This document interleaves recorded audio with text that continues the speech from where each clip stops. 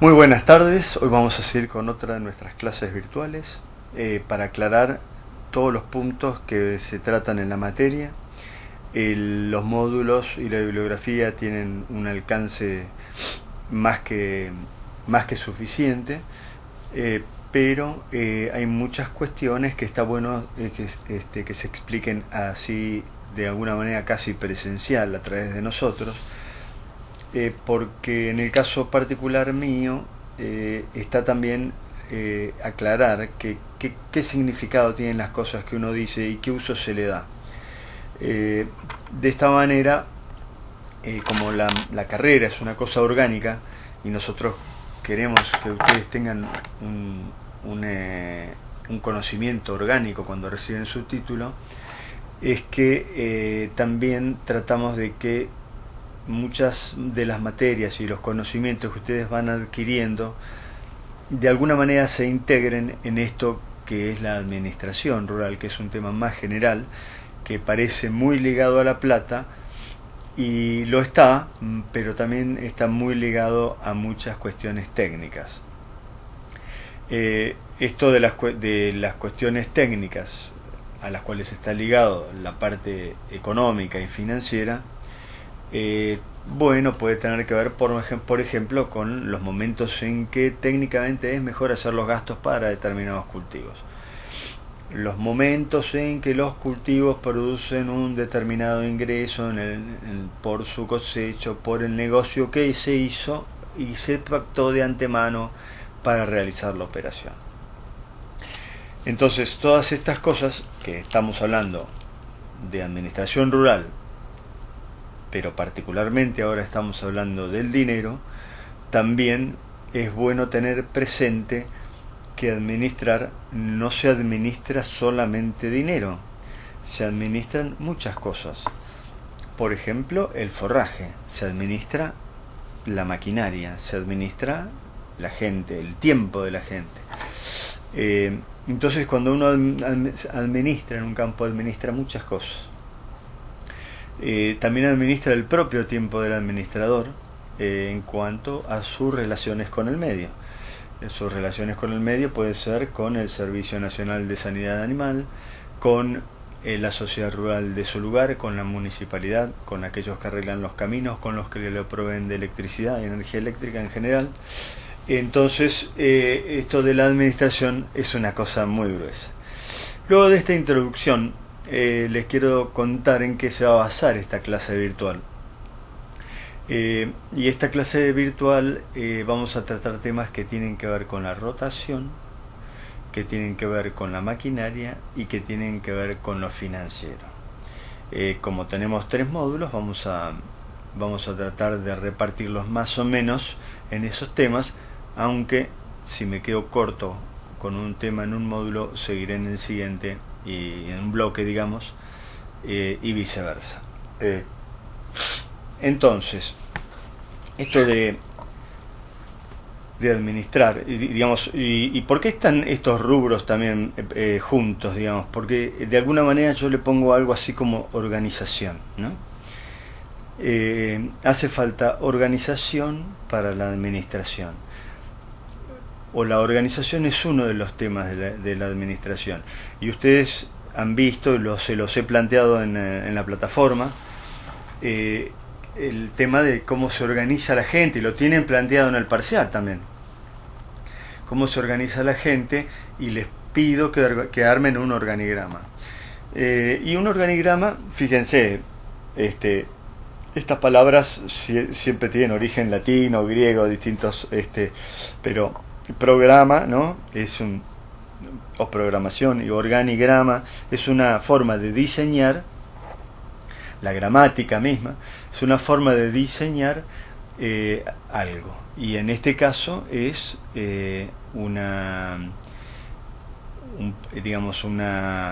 el organigrama es una forma de diseñar la organización de la empresa. Y en esto, cuando decimos organigrama, estamos queriendo significar a la gente, que es lo que hablamos en otra clase. Y también está planteado en la plataforma. Queremos que ustedes entiendan que la gente es la que mueve la empresa, que la gente tiene distinta interrelación entre sí, por eso esto del organigrama, porque uno los une con flechas y demás. La gente tiene distintas funciones y distintos roles, y antes que todo esto, la gente tiene distintas capacidades, distintas capacitaciones y distintas habilidades. En función de todas estas cosas, nosotros también vemos qué es lo que requiere el campo, pero para eso tendríamos que haber dicho qué es lo que se hace en el campo. Por eso ustedes tienen que decir qué, cuándo, cómo se hace en el campo. Y a partir de allí les va a resultar bastante más fácil, valga la redundancia, organizar el organigrama.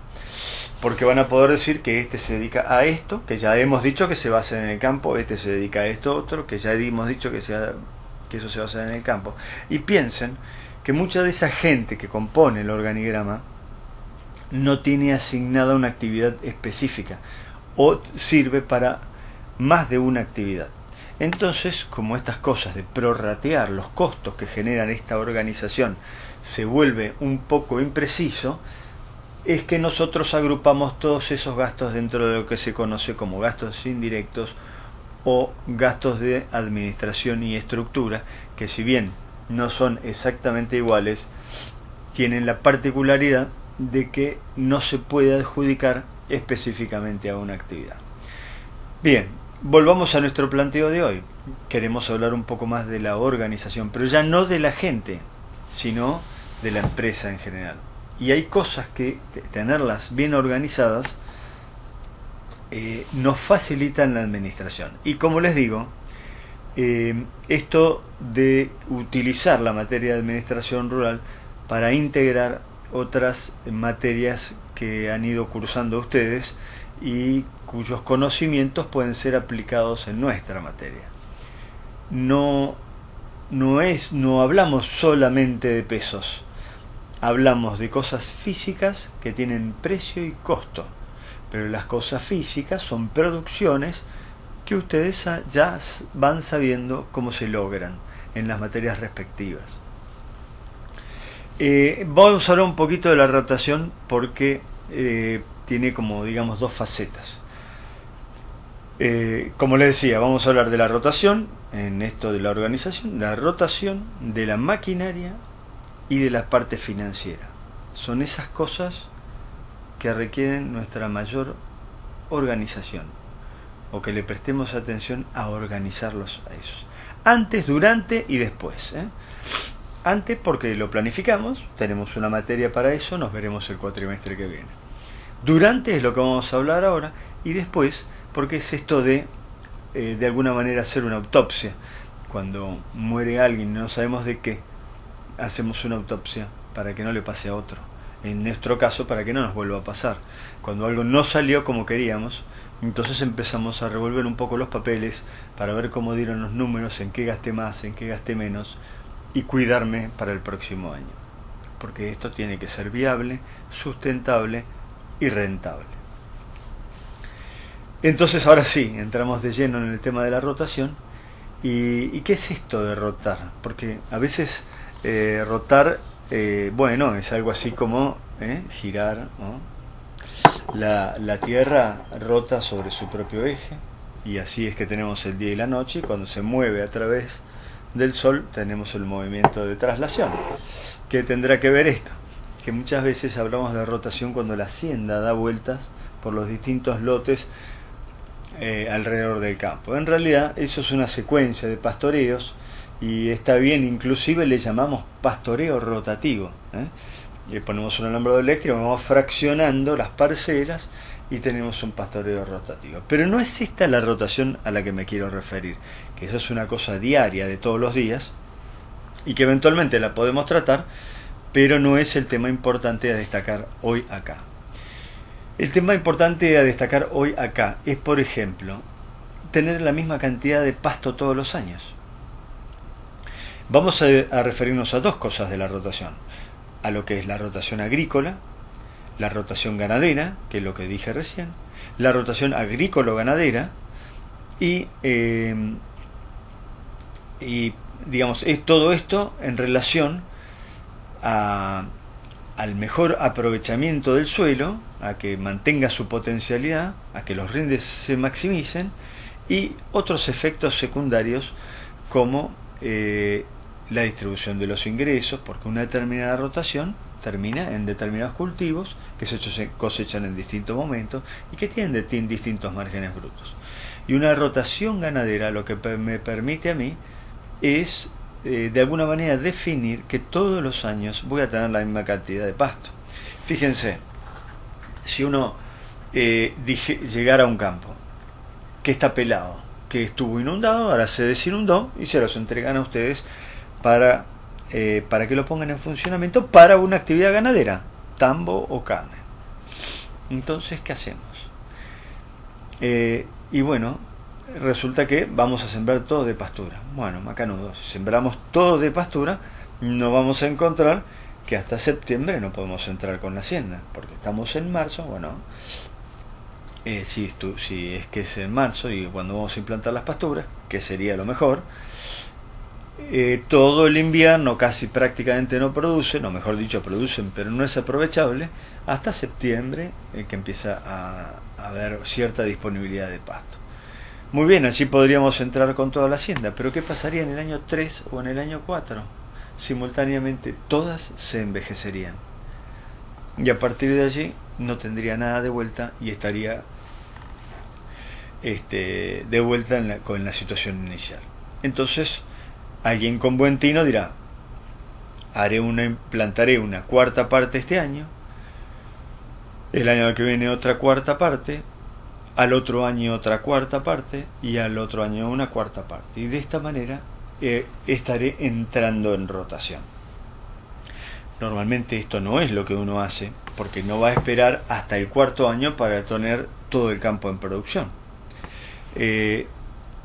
Entonces es probable que si yo llego a un campo y me encuentro que está todo pelado, decida sembrarlo todo con verdeo de invierno, excepto la parte que le corresponde a la cuarta parte de lo que va a ir con pasturas. Y el otro año sembraré menos verdeo de invierno porque ya voy a tener una cuarta parte de las pasturas y así. Bueno, todo esto tiene que ver con la rotación ganadera. Pero de última,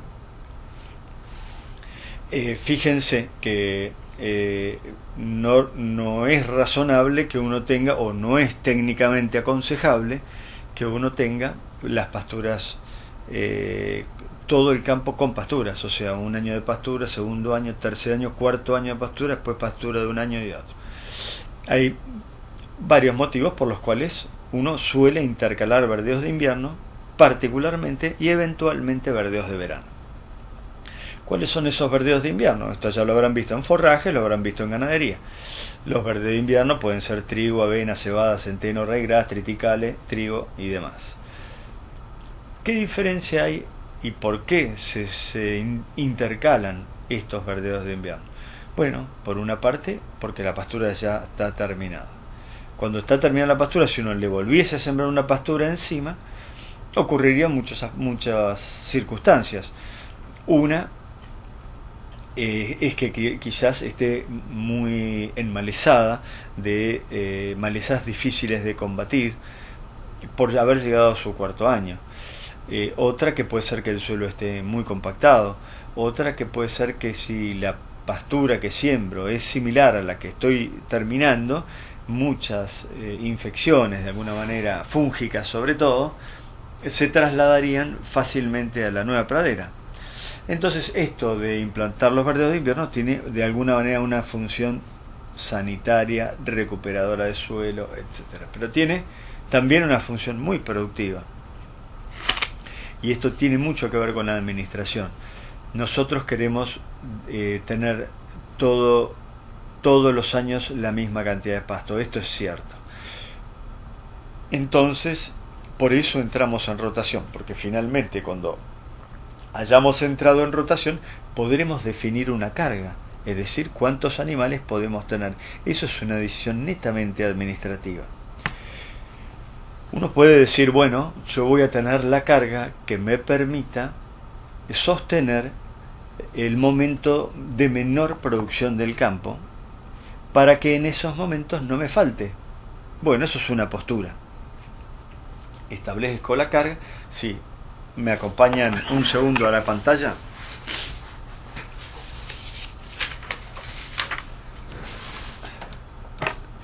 Más o menos la producción de pasto a lo largo del año es así. El pasto crece bastante en otoño, crece bastante poco en invierno, crece mucho en la primavera y decae un poco en el verano. Esto sería el otoño, esto sería el invierno, esto sería la primavera y esto el verano. Un productor muy conservador diría no, pone hacienda como para no tener sobresaltos y se perdería todo esto y todo esto. Todo esto sería un material que se desaprovecharía. Otro productor dice no, más o menos ponelo al medio, la cantidad de hacienda, y si bien me va a faltar en invierno, esto nosotros lo podemos reservar y volcarlo hacia el invierno. Otro productor más, de alguna manera más arriesgado, diría no, yo me quiero consumir todo el pasto que se produce en el pico máximo de producción de pasto, porque eso haría muy eficiente mi empresa. Y todo esto, lo que me falta, lo compraré. Bueno, entonces fíjense que esto es una decisión netamente administrativa. Está decidiendo un modelo de negocio en función de la forma como quiere comer el pasto, si se lo quiere comer que le sobre, si quiere comérselo todo pero trasladando las reservas, o comerse el pasto de acuerdo al momento que más producción tiene, completando lo que le falta de forraje con compras que hace por afuera. Volvemos a la cámara y si digamos esto de la rotación, del pastoreo rotativo, por así decirlo, ya no de la rotación, sino es lo que estábamos haciendo referencia a esto de ir consumiendo diariamente distintas parcelas. Ustedes saben, y esto es una función netamente administrativa, decisiones de todos los días, ¿dónde van a ir a comer las vacas? Alguien estableció una rotación para tener todos los años una cantidad de pasto parejo. Y alguien todos los días decide cómo va a rotar la hacienda por el campo para que siempre esté bien comida. Bueno, en esto nosotros tenemos que rebuscar conocimientos adquiridos en producción de forraje o en ganadería o tambo, y sabemos que en determinados momentos del año el pasto puede crecer a una tasa de 45 kilos de materia seca por hectárea por día, y que quizás en invierno crece a una tasa de 10 kilos de materia seca por hectárea por día, y quizás en primavera-verano el pasto crece a una tasa de 60, 70, 80 kilos de materia seca por hectárea por día. Bueno, muy bien, estos conocimientos son muy útiles, pero además nosotros operativamente queremos saber qué significa eso. Bueno, esto puede significar que una vez que me comí esta parcela hoy, en primavera, en 25 o 30 días ya está de vuelta con una disponibilidad suficiente como para ser vuelta a comer. Pero esto no pasa en invierno, por lo menos en esa pastura. Si esa misma pastura en invierno, desde cuando la comí hoy, para que vuelva a tener una disponibilidad suficiente como para que sea digna de ser comida y ser un buen alimento para el animal, pueden pasar 70, 80 o 90 días. Esto es administrar el pasto en lo cotidiano.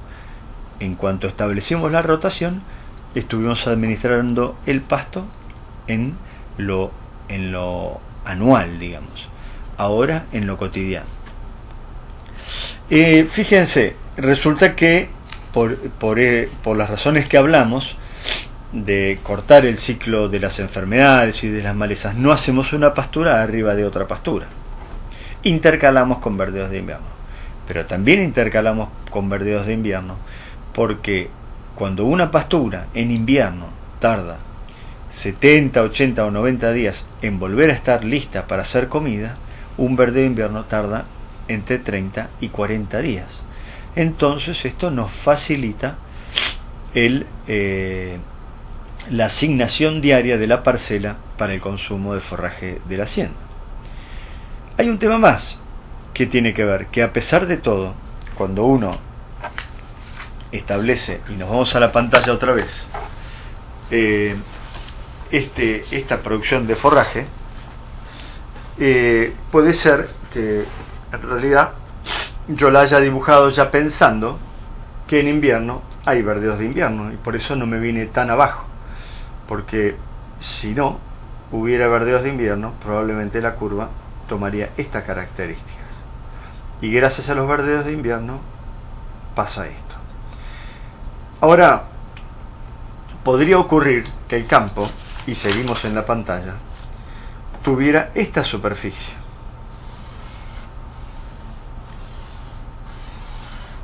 Y vamos a suponer que son 600 hectáreas.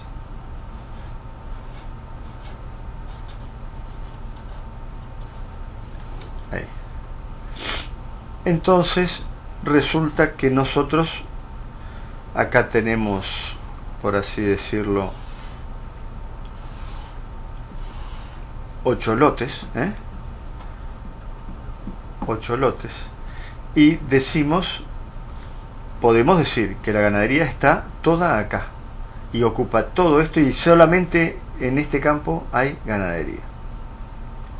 Entonces pasaría todo lo que estamos hablando, pero no, podríamos decir que la ganadería ocupa solamente estos 4 lotes.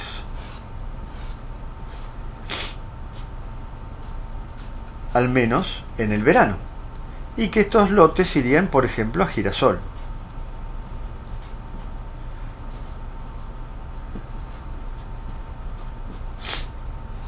Girasol y girasol. Quiere decir que en pleno verano, que es cuando más se produce pasto, la hacienda estaría en este lugar.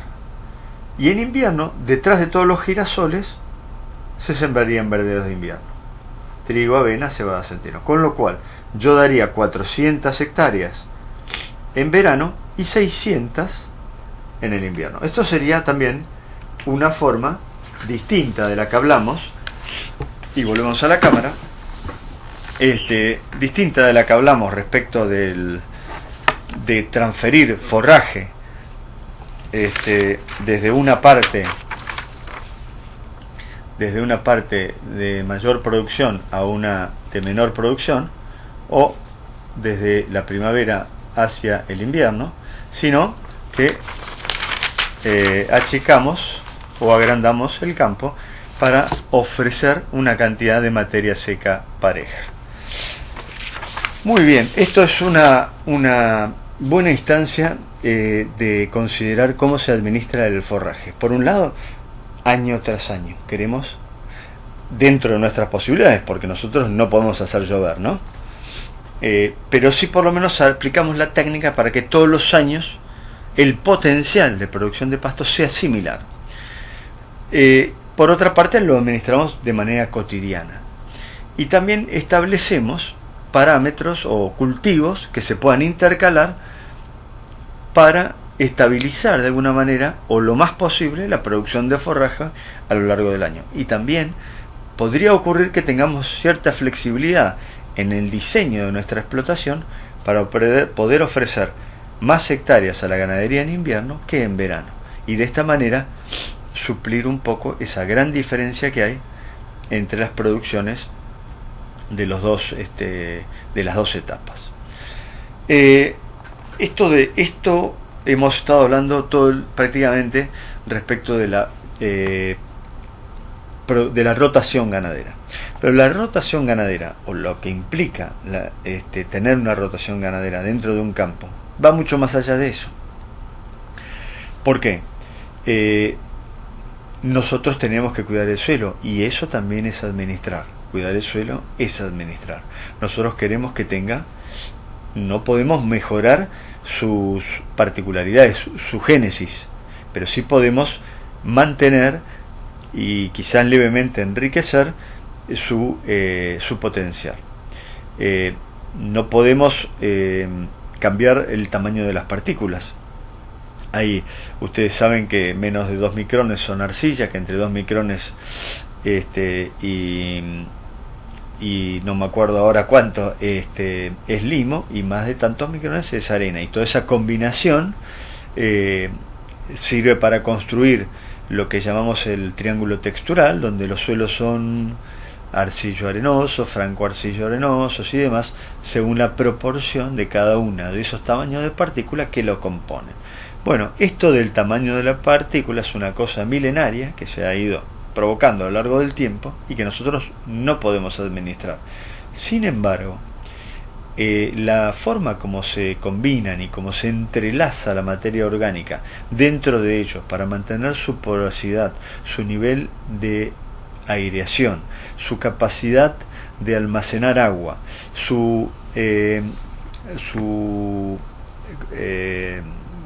la estabilidad que contiene la materia orgánica dentro de su composición, digamos, todas estas cosas sí podemos nosotros influenciar para que esto se produzca. Y en este sentido, ya las mismas pasturas no es lo mismo que sean solamente leguminosas, como podría ser la alfalfa, y que hay muchos lotes de alfalfa pura, a que sean pasturas de gramíneas y leguminosas, en donde la característica de las raíces hace que la porosidad aumente en el caso de las gramíneas versus las leguminosas. Es cierto, las leguminosas aportan nitrógeno, pero también es cierto que el nitrógeno se puede comprar. Bueno, esto también es administrar el suelo. Y por otro lado, esto de incorporar los verdíos de invierno, que son gramíneas, también le da al suelo todas estas propiedades físicas para mantener esa base sobre la cual producimos, que nos es dada en administración. Fíjense que no solamente es suelo lo que nosotros administramos, ¿no? Tenemos un campo, y por arriba del campo tenemos algo muy importante, que es el panel, ¿no? Es el panel. Sobre el campo está irradiando permanentemente la energía solar, ¿es cierto? Está irradiando todo el tiempo el sol. Ese sol que irradia sobre esa superficie, sobre ese panel, es capturado por la superficie verde de las hojas que componen las especies que nosotros allí ponemos, y nosotros tenemos que lograr la mayor captación de esa energía solar para convertirla en pasto, para convertirlo en carne o en forraje que pudiera trasladarse a otro lugar. Entonces, administramos el pasto, administramos el suelo, administramos la lluvia, y bueno, esto de la estructura es una manera de administrar la lluvia, porque darle capacidad de almacenaje al suelo es una cosa. Pero también me gustaría recalcar acá que esto es suficientemente importante en el sentido de que la lluvia tampoco es pareja. O sea que nosotros, no solo que el clima no es parejo, hay algunas cosas en el clima que cambian muy poco. Una es la duración del día. Casi todos los años, en determinada época, el día dura más horas que en otros. El día más corto del año sabrán que es el 21 o 22 de junio, y el día más largo del año es el 21 o 22 de diciembre. Y a partir de allí van acortándose o alargándose los días. Es decir, en otoño nos estamos acercando al día más corto del año, y en primavera nos estamos acercando al día más largo del año. Pero otra cosa que no sabemos, pero que tiene sí variabilidad, es la temperatura. Sabemos que el invierno va a ser frío, pero no sabemos cuán frío va a ser ese invierno. Y sabemos que el verano va a ser cálido, pero no sabemos cuán cálido va a ser ese verano. Así que ahí va cambiando el rango de nuestra variabilidad y de aquellas cosas que tenemos que manejar. Más variable aún es la precipitación. No sabemos si van a llover 600 milímetros o 1000 milímetros ese año. No sabemos si van a llover todos en otoño y nos vamos a inundar, si van a llover todos en el verano, o si nos va a agarrar una sequía brutal en alguno de esos lugares. Bueno, en todas estas cosas, así como el verdú de invierno lo ponemos en el invierno para, de alguna manera, achicar esa gran caída de producción de pasto que hay en el invierno, nosotros con la lluvia queremos de alguna manera manejar lo que podemos. Y fíjense, esto también es administrar, pero ya es administrar el agua. Es posible que muchos suelos tengan una capacidad de retención del agua que ha llovido de entre alrededor de 100 milímetros. Hay algunos suelos entrerrianos, por ejemplo, que capaz no reservan más de 50 o 60 milímetros, pero hay otros suelos digamos, de la zona norte de Buenos Aires, o más bien tirando al oeste, que pueden llegar a reservar 100 y algunos hasta 150 milímetros. Entonces se preguntarán ustedes, ¿qué sentido tiene todo esto? Bueno, si uno planifica las cosas como para que pueda haber tiempo para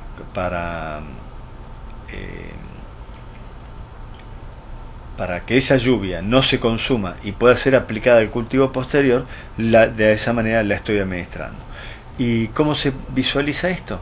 Se visualiza desde el punto de vista de un cultivo que necesita, a lo mejor, para llegar a buen término y tener un rinde aceptable, unos 500 milímetros en su ciclo. Quiere decir que este maíz necesita 500 milímetros para dar 8.000 kilos. Bueno, está bien, estará de Dios si llueve o no llueve, y en los pronósticos climáticos, pero estará en mí dejar un periodo en el cual no se consuma la humedad del suelo y todo lo que caiga quede ahí, manteniéndolo seco o evitando la evapotranspiración, para que esté disponible para ese cultivo. Y fíjense la importancia que tiene que un cultivo que necesite 500 milímetros en todo su periodo arranque ya con 150 de reservas. Ya es mucho más difícil que, por más que el año venga muy seco, no le alcance para lograr su objetivo. Entonces esto de administrar el agua también es parte de la administración, y es una de las cosas que uno tiene que prever. ¿Y por qué es parte también de la rotación?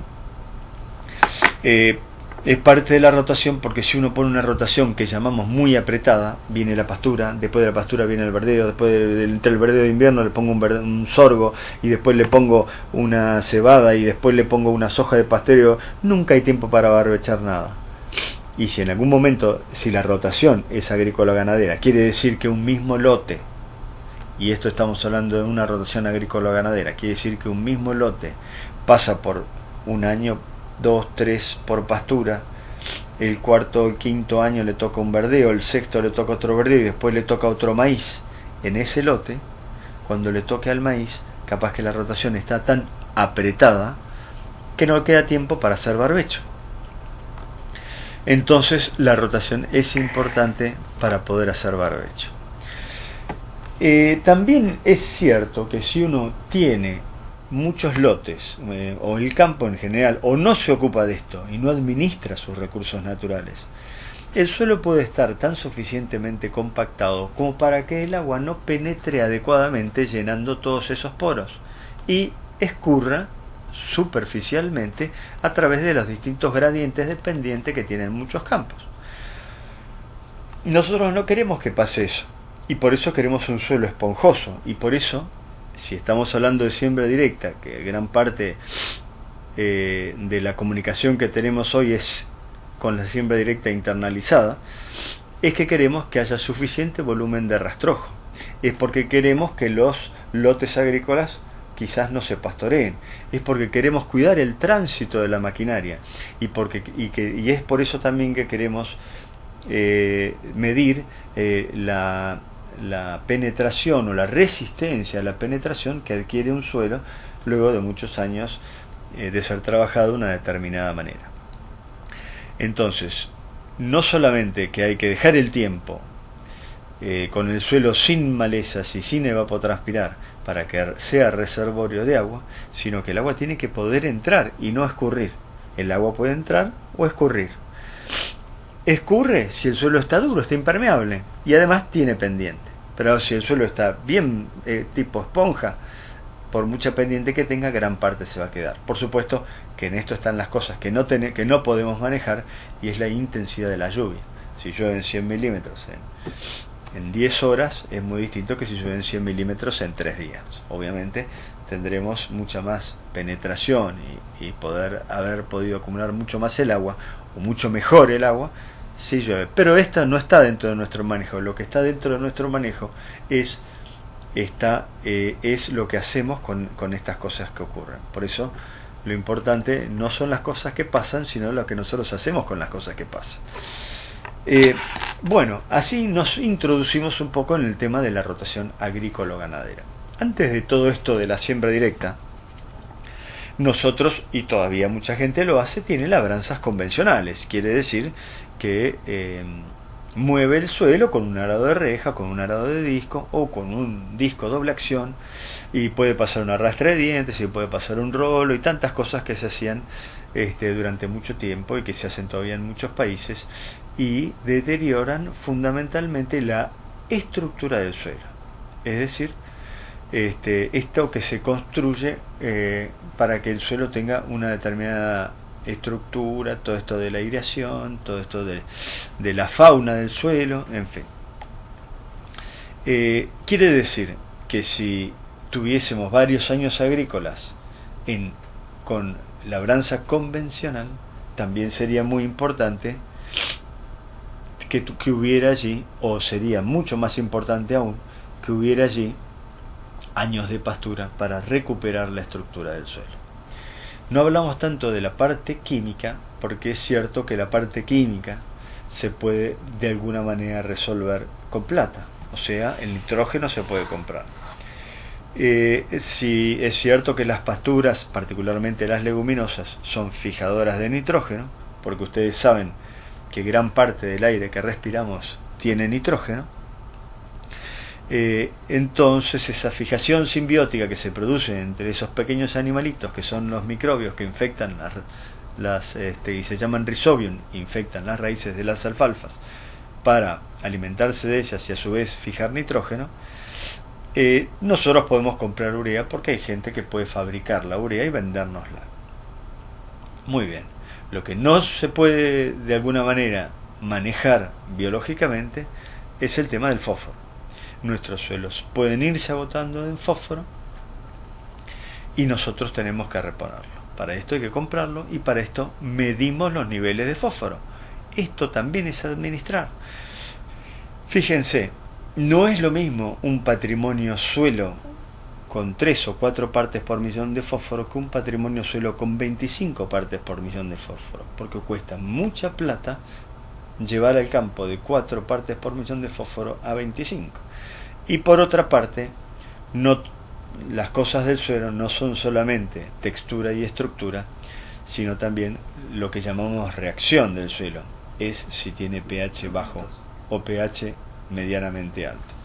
Entonces, en función de esto es que está la disponibilidad de nutrientes, y por eso en suelos que son de reacción muy ácida, nosotros queremos de alguna manera corregir y usamos correctores para que las aplicaciones que hagamos de determinados fertilizantes queden disponibles para las plantas. Nos vemos enseguida.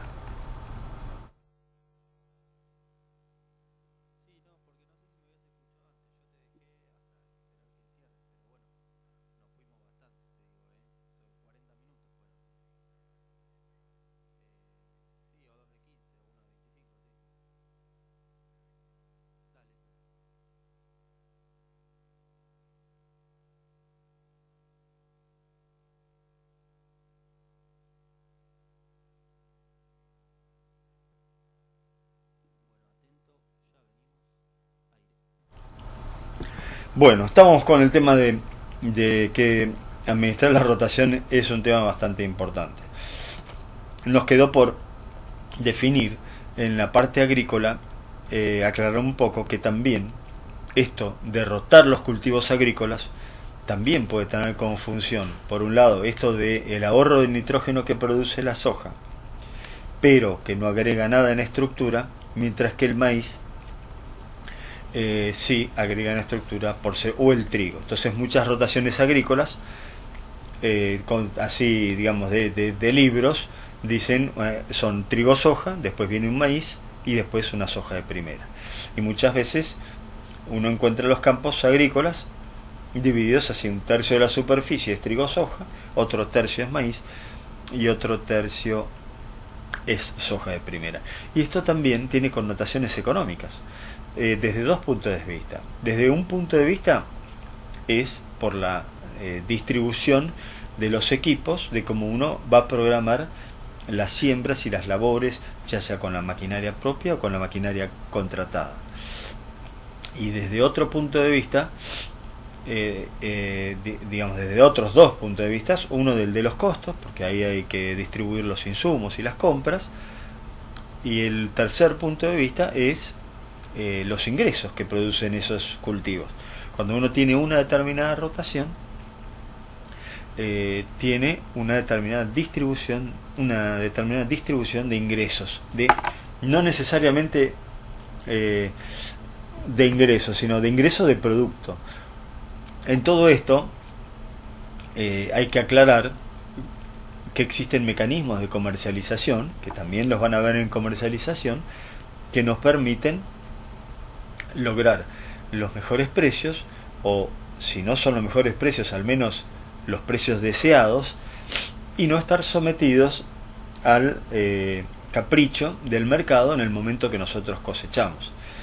Antiguamente era muy común que en la fecha de cosecha, todavía pasa, que en la fecha de cosecha tengamos un fuerte derrumbamiento de precios de cada cultivo. En enero del maíz, porque se cosechó en diciembre, se terminó de cosechar y caían los precios enormemente del trigo. En esta época sería del maíz y en breve sería de la soja.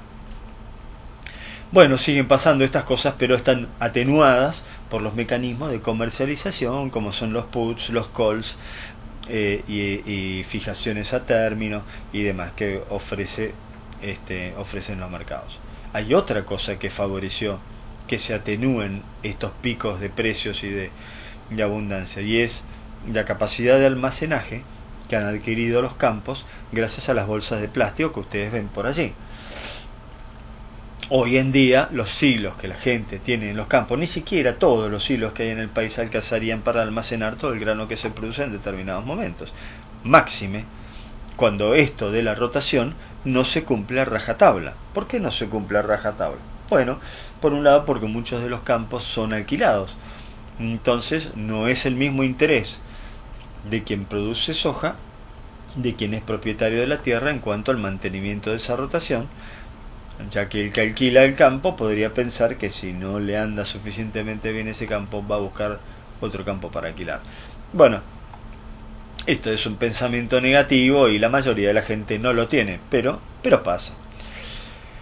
Y esto de que haya mucha soja concentrada provocaría que en un determinado momento semejante volumen, todo concentrado, provocaría un colapso muy importante en el sistema de almacenaje. Lo provoca con los fletes, o lo provocaría peor todavía con los fletes, y también con los puertos, que es la salida al exterior que tiene la parte exportable de nuestros granos.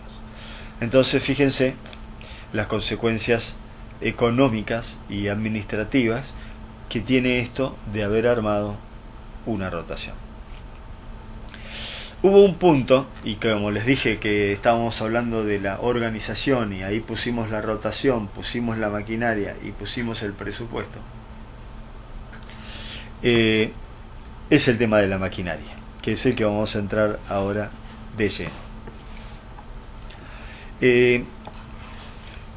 Está claro que si uno está en un lugar de mucha aptitud agrícola, de mucho movimiento, podría ser la zona norte de Buenos Aires, sur de Santa Fe, sur de Córdoba, este de La Pampa, oeste de la provincia de Buenos Aires, parte de Entre Ríos, incluso Santa Fe Centro. Son muchos lugares en donde la disponibilidad de pymes, por así decirlo, contratistas, o sea, en pequeños empresarios y medianos, que cuentan con equipos para prestar el servicio que sea necesario para llevar a buen término el cultivo, desde el punto de vista del productor, no nos despreocupamos de ese tema, por cuanto sabemos lo que hay que hacer, sabemos cuánto cuesta, es cuestión de contratarlo, pagarlo y a otra cosa. Pero nosotros, mejor dicho ustedes, van a constituirse en técnicos en administración agropecuaria. Y esta materia que están estudiando de administración agropecuaria no es solamente para los productores que tienen campo. Ustedes, de alguna manera, el ámbito de trabajo de ustedes va a ser el rural, pero no del señor que tenga un pedazo de campo. También pueden trabajar en una empresa que vende insumos, pueden trabajar para una pyme que sea contratista, pueden trabajar en muchas cosas. Inclusive alguno de ustedes puede tener un padre que es contratista y que quiere que le analice los números y que quiere que le diseñen qué capacidad de trabajo tiene su maquinaria. Bueno, entonces ya sea que la maquinaria sea contratada o propia, que el propio tenga maquinaria y no tenga campo, y además que si no tiene campo quizás lo pueda alquilar, y ahí está la infinidad de combinaciones que hay hoy en día, que a nosotros el tema de la maquinaria nos interesa siempre. No sabemos a quién le vamos a prestar ese servicio, pero lo que pasa con la maquinaria nos interesa siempre. Un tema que tiene mucho que ver con la rotación, y perdonen que vuelva sobre el tema, pero es el tema de la vida útil de la maquinaria. Fíjense, cuando llegamos, nosotros dijimos que cuando llegábamos a un campo vacío y queríamos darle una estructura forrajera para poder hacer una explotación ganadera, no íbamos a sembrar todas las pasturas de golpe. Bueno, ¿qué le pasa a un contratista o a un chacarero que no tiene maquinaria y se compra 4 tractores de golpe?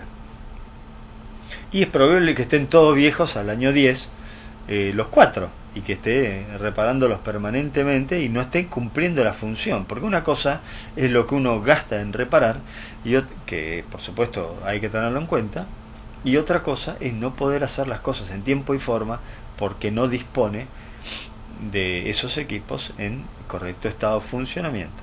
Bien, una buena programación de esto permitiría prever muchas cosas, pero la realidad es que los tractores viejos se rompen más que los nuevos. Estaría bueno mantener la vida útil de los tractores. ¿Cómo se mantiene la vida útil de los tractores? Igual que las pasturas. Teniendo un tractor de 1 año, otro tractor de 3, otro tractor de 5 y otro tractor de 8. El año que viene compraremos un tractor nuevo, venderemos el de 8 y de vuelta así tendremos uno de 1, otro de 3, otro de 5 y otro de 8.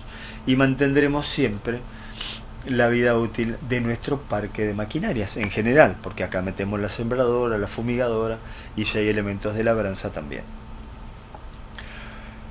Entonces hay un tema en cuanto a la organización de esta empresa maquinaria que tiene que ver con la vida útil.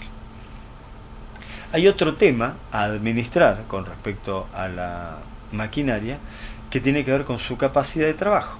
Y en esto de la capacidad de trabajo entran 2 cosas. Por un lado hay una oferta de capacidad de trabajo. Quiere decir que con estos equipos yo puedo hacer tantas hectáreas por hora. Y fíjense, ustedes habrán visto en maquinaria agrícola seguramente, y si no revisen un poco el módulo de maquinaria, que un tractor camina a una determinada velocidad, por decir algo, 7 kilómetros por hora. Pero la sembradora que está tirando tiene un determinado ancho de labor, que pudiera ser, vamos a hacer un número fácil, y le vamos a poner 20 metros a esa sembradora.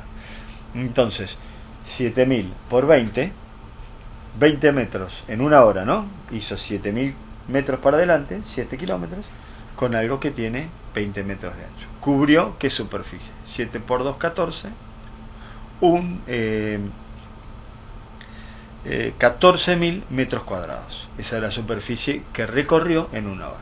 Quiere decir que la capacidad de trabajo de ese tractor y esa sembradora es de 1,4 hectáreas por hora. Bien. En todo esto hay pérdidas, en todo esto hay momentos que hay que parar, hay que cargar combustible, hay que controlar las gomas, el operario tiene que ir hasta el lote y eventualmente volver al campamento. hasta para cambiar los turnos. Bueno, hay un montón de pérdidas, por lo tanto no sería muy razonable considerar que un tractor trabaja 24 horas por bien que tenga organizados los turnos. Y esto de tener organizados los turnos también es administración y también es organigrama. Entonces uno podría llegar a pensar que el tractor trabaja, vamos a poner, para hacer la cuenta redonda, 10 horas por día. Capaz lo hace 20 y lo multiplicamos por 2. Pero si trabaja 10 horas por día y hace en una hora 1,4 hectáreas, en 10 horas hace 14. Quiere decir que ese tractor con esa sembradora hace 14 hectáreas por día. Si trabaja 20 horas por día, hace 28. Y en 10 días hará 280. Bien, entonces por un lado tenemos ya el mecanismo para calcular y para estimar la capacidad de trabajo que tiene nuestra maquinaria. Esto estamos hablando de la oferta, estamos teniendo una oferta de horas de capacidad de trabajo. Y contrariamente a eso está la demanda, al igual que lo que pasaba con la presupuestación forrajera. Esto de la presupuestación forrajera, estábamos hablando de la oferta de forraje. No llegamos a tratar el tema de la demanda con la hacienda para lograr un balance forrajero. Con la maquinaria pasa algo parecido. Tenemos una oferta de horas y tenemos una demanda de horas. Para el contratista rural, la empresa maquinaria que presta servicios de labranzas o de trabajos agrícolas, la oferta de la demanda de trabajo puede ser ilimitada. Si él es bueno, puede ser que nunca le alcance, porque tiene alguien que quiere sembrar maíz, alguien que quiere sembrar soja, alguien que quiere sembrar trigo, y está siempre prestando servicios. Puede moverse de una zona a la otra, con lo cual puede explotar el tema de las diferentes fechas de siembra para seguir trabajando adecuadamente. A full, por así decirlo. Entonces la administración de ese equipo es importante. Y de la otra es la demanda de maquinaria de un productor particular. Ahora nos salimos del contratista y nos ponemos en el lugar del productor particular que mantiene una maquinaria propia, que tiene una maquinaria propia para hacer sus trabajos. Este es un tema muy discutido, nosotros permanentemente estamos calculando la conveniencia o no de tener la maquinaria propia y demás. Pero fíjense cómo influye el tema de la rotación en esto. Dijimos que no era lo mismo, si uno tiene 1000 hectáreas, sembrar las 1000 hectáreas todas en noviembre, que con soja, por ejemplo, que sembrar una parte con trigo en julio, otra parte con maíz en septiembre u octubre, otra parte con girasol en octubre, otra parte con soja en noviembre y otra parte con soja de segunda en diciembre. Quiere decir que la misma maquinaria, o el mismo tractor por lo menos, podría estar haciendo todos esos trabajos y no tendría tan concentrada la demanda. Entonces, esto sería una cosa. Si los cambios que hacemos en la rotación o en la administración nos llevan a decidir que hagamos todo soja en noviembre, tendríamos que eventualmente contratar maquinaria para poder hacerlo en tiempo y forma, y quedaría nuestro equipo ocioso, o tendría que salir a trabajar afuera para otros que quisieran nuestra maquinaria en otro momento del año. O sea que esto de administrar la maquinaria y su incidencia en la rotación, y es todo esto dentro del componente de lo que hemos llamado hoy, el título de hoy, que es la organización, fíjense el grado de importancia que tiene. También es importante el tema de los costos. Nosotros ya hemos visto el tema de los márgenes brutos, cómo se calculan los márgenes brutos agrícolas, cómo se calculan los márgenes brutos ganaderos, y también queremos saber cómo se calcula el resultado de la empresa maquinaria. ¿Qué vende la maquinaria? Y la maquinaria vende servicio, vende hectáreas trabajadas. ¿Y qué gasta la maquinaria? Y la maquinaria gasta combustible, gasoil, lubricantes, por supuesto, gasta reparaciones y mantenimiento, repuestos, por supuesto, cubiertas y demás, operarios, gente que trabaja y gana sueldo y paga cargas sociales y ART, y la cuota de amortización del conjunto del equipo, ¿no? Entonces, todos estos componentes del gasto los tenemos que saber, así como los componentes del ingreso, para poder calcular un resultado de la maquinaria, de la empresa maquinaria. Pero también tenemos que tener presente que puede ser una empresa que facture mucho con muy poco capital. Entonces, esto de saber cuánto capital tiene también es importante. Entonces, capaz que la relación entre la facturación de la empresa maquinaria y su capital es bastante alto, pero también es cierto que la depreciación de ese capital es bastante acelerada. Si factura, no hay problema. Si está parada, es grave. Como esa incidencia de la cuota de amortización pesa mucho sobre los costos, si la maquinaria está parada, la empresa se vuelve menos rentable. Cada vez es menos rentable. ¿Y qué es una cuota de amortización? Recordemos, es la depreciación que tiene el bien, o sea, cuánto menos vale luego de haber pasado un año. Esa es la cuota anual de amortización. Si este tractor valía 100.000 pesos cuando lo compré, pasó un año y ahora vale 90.000, se ha depreciado. Se puede depreciar por el uso o se puede depreciar porque se vuelve obsoleto. Quiere decir que hay tractores mucho mejores que hacen ese trabajo mucho mejor que él, y por más que todavía esté en condiciones, ya no sirve.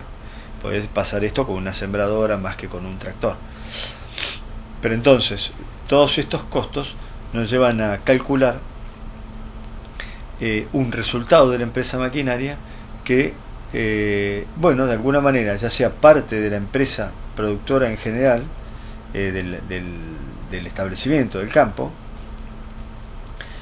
cobrándole de alguna manera ficticia las labores y los trabajos a las otras actividades agrícolas o ganaderas, o porque es un contratista rural que quiere saber cuánto gana y cuánto le cuesta y qué rentabilidad tiene el capital que tiene allí y qué consecuencias tiene el manejo no eficiente de su patrimonio. Es bastante más complicado manejar, por así decirlo, la clientela de los contratistas que cuando uno sabe que tiene una demanda de horas cautiva en un establecimiento propio, porque ya uno lo dimensiona así. Esto de dimensionar la maquinaria es un proceso administrativo y es parte de la organización que uno quiere tener.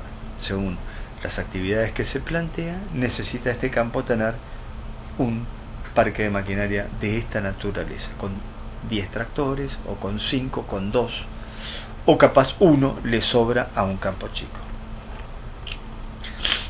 Por otra parte, está esto de la programación que hablamos. Y lo último que acabamos de hablar, que eso son los costos.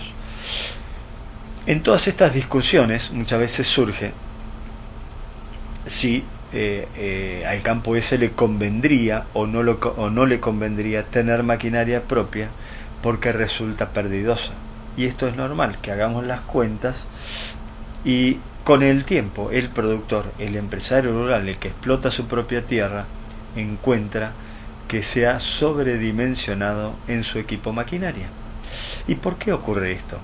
Y después, cuando nosotros vamos los técnicos y le sacamos la cuenta, le decimos: tu empresa maquinaria pierde plata. Bueno, esto es parte del juego de capacitación.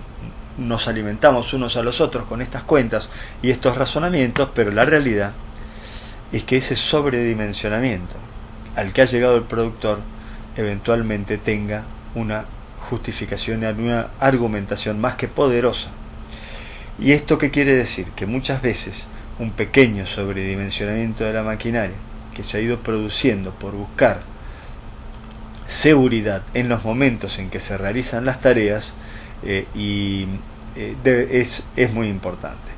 Y uno podría decir, se ve compensado de alguna manera, más que con creces, con los rendimientos y lo que se obtiene en eficiencia en los cultivos y en las producciones que se realizan en las actividades en el campo.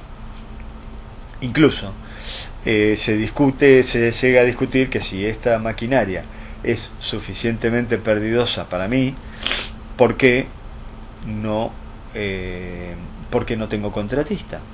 ¿Por qué no lo hago con contratista? Y entonces pago las labores y ya sé cuánto me cuesta y listo. Pero resulta que los contratistas tienen muchos clientes.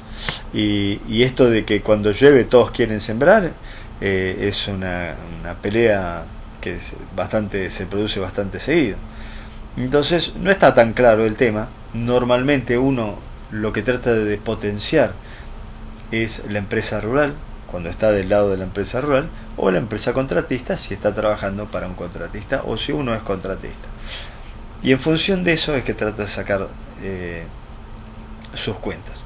Pero no dejamos de hacer el ejercicio de lo que cuesta la maquinaria porque queremos saber cuánto nos cuesta. Y no dejamos de analizar si está bien dimensionada o no nuestra maquinaria para lo que pretendemos hacer en el campo.